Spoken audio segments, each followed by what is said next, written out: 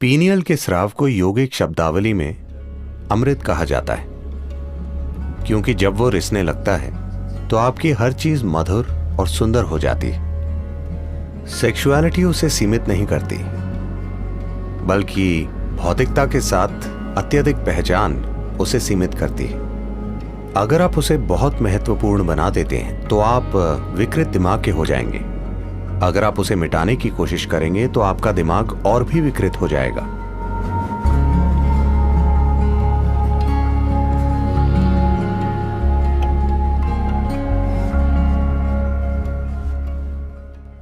एक 92 साल का बूढ़ा आदमी फुल मेडिकल जांच के लिए अपने डॉक्टर के पास गया।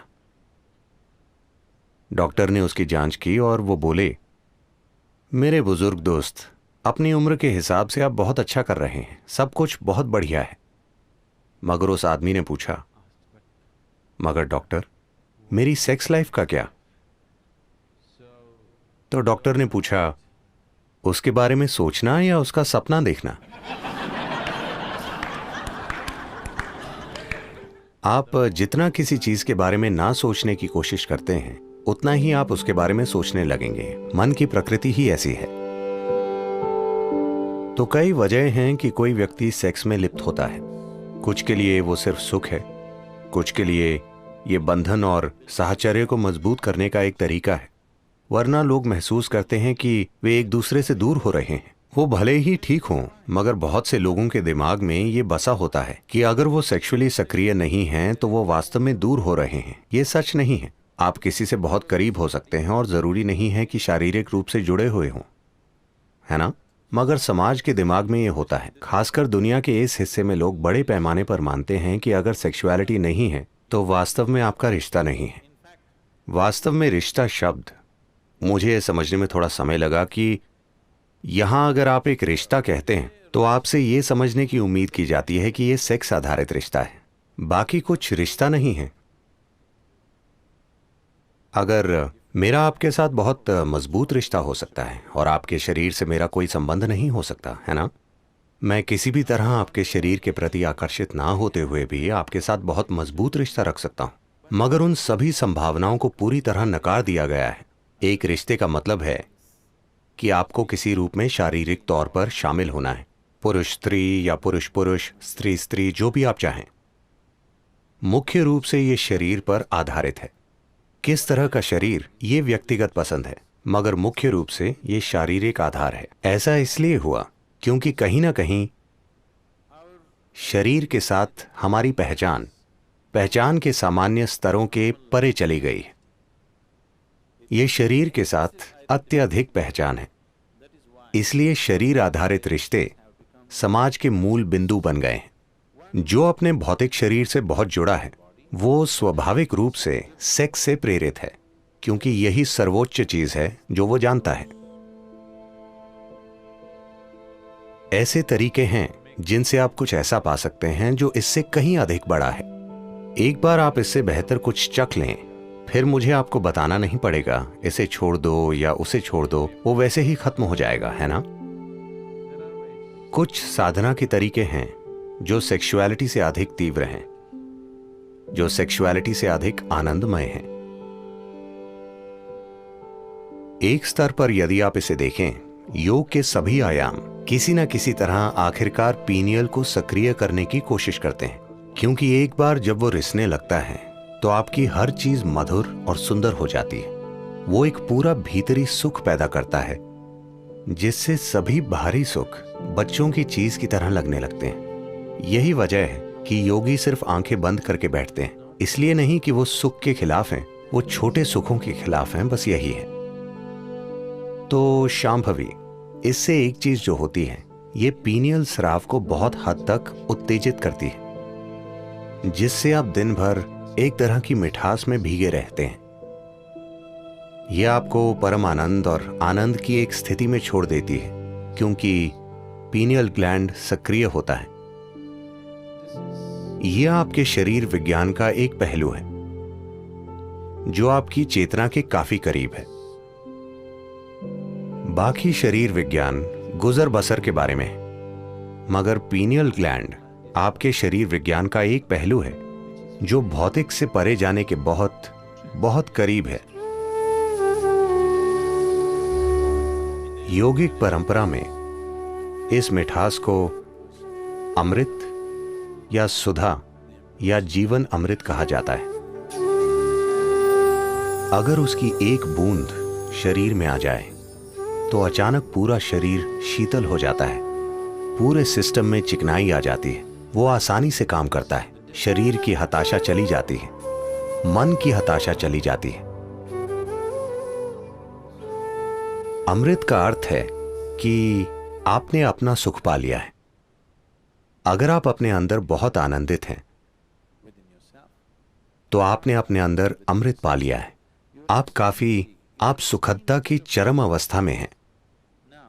अब लोगों के साथ होना उनसे सुख निचोड़ने के लिए नहीं है। लोगों के साथ होना बस उनके साथ होना है। अब आप वास्तव में प्रेम करने लायक हैं, वरना वो सिर्फ एक खुल जा सिमसिम वाली चाल है।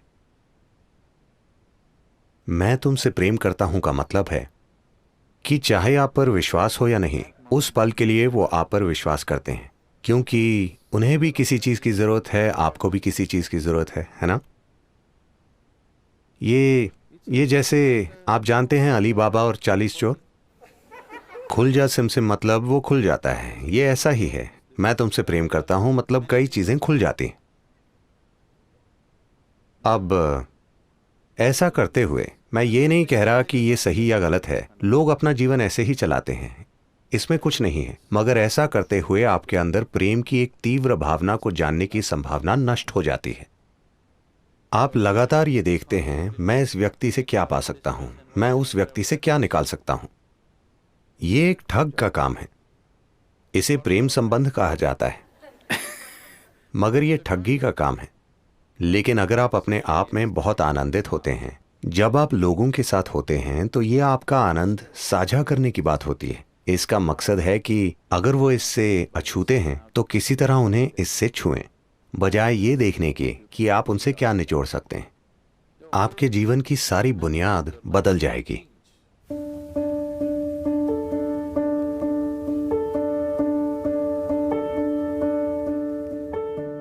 हाँ और नहीं। इस अर्थ में सेक्सुअलिटी उसे सीमित नहीं करती, बल्कि भौतिक के साथ अत्यधिक पहचान उसे सीमित करती है। तो असल में ये सेक्सुअलिटी नहीं है जो बाधा बनती है, बल्कि वो भौतिकता से जो जुड़ाव पैदा करती है, वो निश्चित रूप से बाधा बन जाती है। ये सवाल उस छिटपुट जानकारी, उस गॉसिप से आया है जो आपने सुना है कि किस तरह आप अपने ही वीर्य को आत्मसात करके उसे अपनी उच्चतर संभावना तक उठा सकते हैं। हाँ, ये सच है। साथ ही कोई परहेज के कारण ऐसा नहीं करता। अपनी ऊर्जा को आंतरिक बनाते हुए आप ऐसा करते हैं। सिर्फ ऐसा नहीं है कि कोई सेक्स से दूर रहता है और अचानक उसकी ऊर्जा संगठित होकर ऊपर बढ़ती है। ये सच नहीं। अगर आपकी ऊर्जा संगठित होती है और बढ़ने लगती है तो सेक्सुअलिटी की जरूरत आपके लिए खत्म हो सकती है। मगर यह आपको अक्षम नहीं बनाती, यह आपको नपुंसक नहीं बना देती, मगर उसकी जरूरत खत्म हो जाती है। अब वो एक मजबूरी नहीं रह जाती। और सिर्फ यही चीज नहीं, सारी बाधाएं खत्म हो जाती हैं। मुख्य रूप से अधिकांश सेक्सुअलिटी जो धरती पर है वो एक तरह की मजबूरी के कारण है ना? वो आदत से मजबूर होना है। जब आप चेतन हो जाते हैं, जब सारी बाधाएं गायब हो जाती हैं, ये भी गायब हो जाती है, सिर्फ इसलिए क्योंकि लोग शरीर पर इतने केंद्रित हैं। वो हमेशा सोचते हैं आध्यात्मिकता बनाम सेक्सुअलिटी, इनका कोई संबंध नहीं है, वो आपस में जुड़े नहीं हैं। एक शरीर का है, दूसरा एक अलग आयाम है। ये सिर्फ इसलिए क्योंकि दुनिया के धर्म, नैतिक स्कूल और नीतिवाद स्कूल हमेशा उसके खिलाफ बोलते हैं। इसलिए ये लोगों के मन में इतना बड़ा मुद्दा हो गया है कि वो सोचते हैं कि परे के बारे में कुछ जानने का एकमात्र तरीका यह है कि आप इससे दूर रहें, क्योंकि कहीं ना कहीं आप एक इंसान की सरल बायोलॉजी को समझ नहीं पाते। ये एक त्रासदी है कि आप साधारण बायोलॉजी को स्वीकार नहीं कर सकते। आपको या तो उसका जश्न बनाना होता है या उसे नाली में फेंक देना होता है। दोनों जरूरी नहीं है। You can look at it for the limitation that it is and for the possibility that it is. आप उसकी सीमाओं को देख सकते हैं और उसकी संभावनाओं को देख सकते हैं। तो अगर सेक्स की अपवित्रता के कारण आपकी आध्यात्मिकता में बाधा पड़ रही है, तो मैं आपको बताना चाहता हूं कि आपका जन्म ही अपवित्र है। जब जन्म ही अपवित्र है तो आपके लिए संभावना कहां है? आपके लिए कोई संभावना नहीं है, सिर्फ अगर आप कहीं और से गिरते। Fell from somewhere else. अगर सारस आपको गिरा जाता तभी आपके आध्यात्मिक होने की कोई संभावना होती। अगर आपकी मां ने सामान्य रूप से जन्म दिया है तो आपके लिए कोई संभावना नहीं।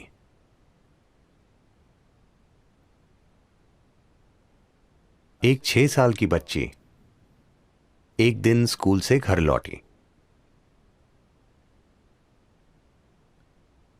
और पूछा, मम्मा मैं कैसे पैदा हुई थी?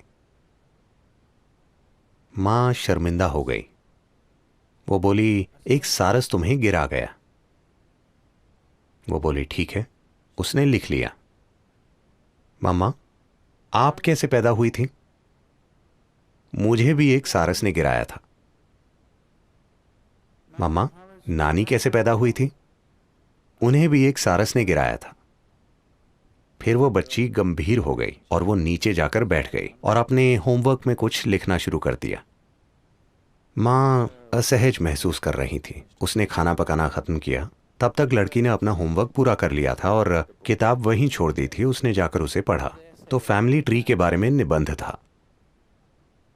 बच्ची ने लिखा था, मेरे परिवार में 3 पीढ़ियों से किसी का जन्म कुदरती रूप से नहीं हुआ है।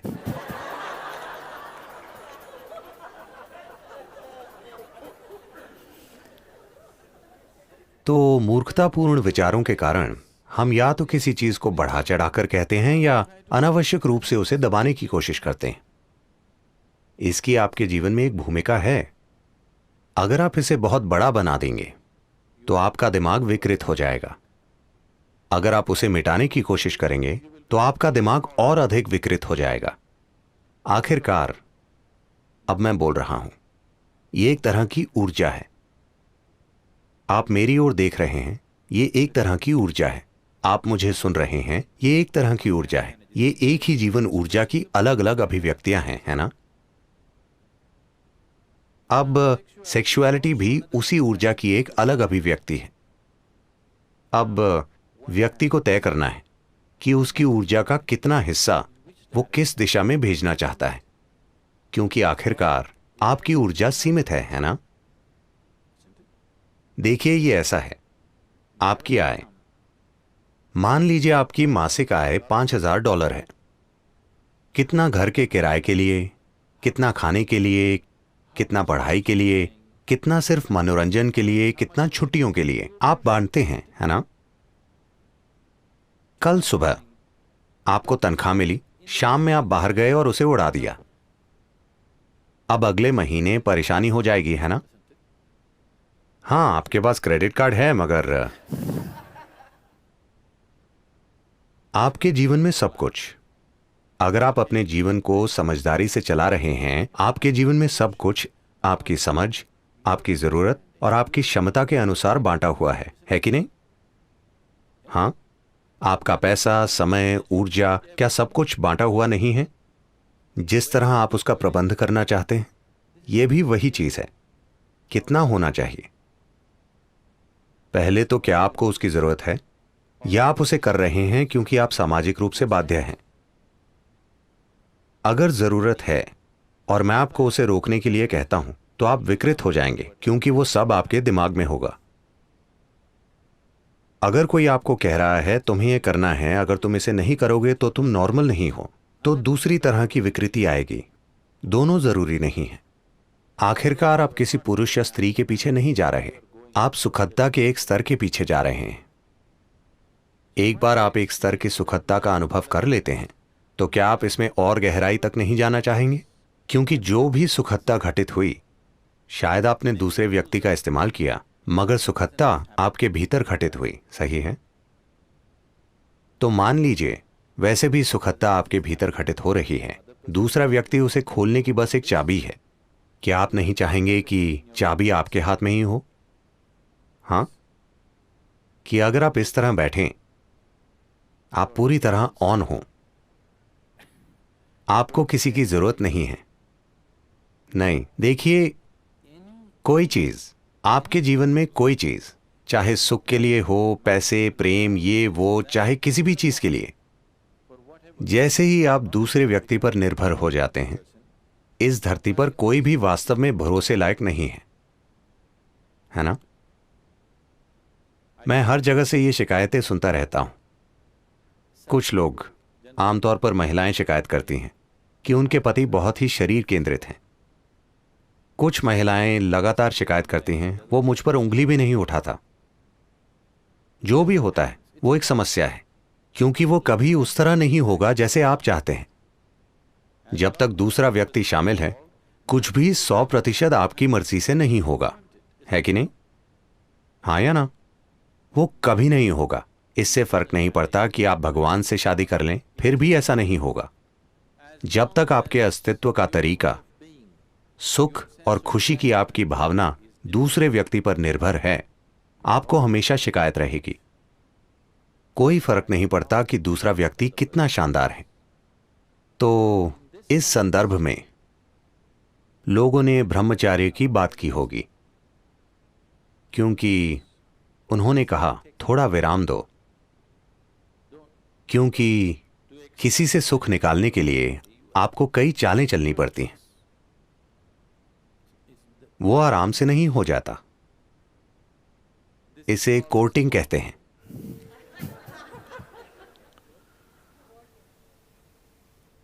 एक बार कोर्ट में चले जाएं, फैसले का दिन आ जाएगा। उसमें काफी समय, प्रयास, ऊर्जा और तमाम दूसरी चीजें लगती हैं। निराशाएं, ईर्ष्याएं, समस्याएं, सब कुछ उससे जुड़ा होता है। तो किसी ने कहा, उन चीजों से थोड़ा दूर रहकर देखो कि क्या इसे आंतरिक रूप से पैदा किया जा सकता है, और फिर लोगों के साथ रहना आपके प्रेम के कारण अधिक होगा, आपकी जरूरत के कारण नहीं, जो निश्चित रूप से लोगों के साथ रहने का एक बेहतर तरीका है ना? यह निश्चित रूप से दूसरे इंसान को सम्मान देने का बेहतर तरीका है कि नहीं? इस पर थोड़ा ध्यान दीजिए। उस पर और उस पर और उस पर ध्यान देने के बजाय इस पर थोड़ा अधिक ध्यान दीजिए। जितना आनंद कोई दूसरा आपके लिए पैदा करेगा, यह उससे कहीं ज्यादा आनंद पैदा कर सकता है।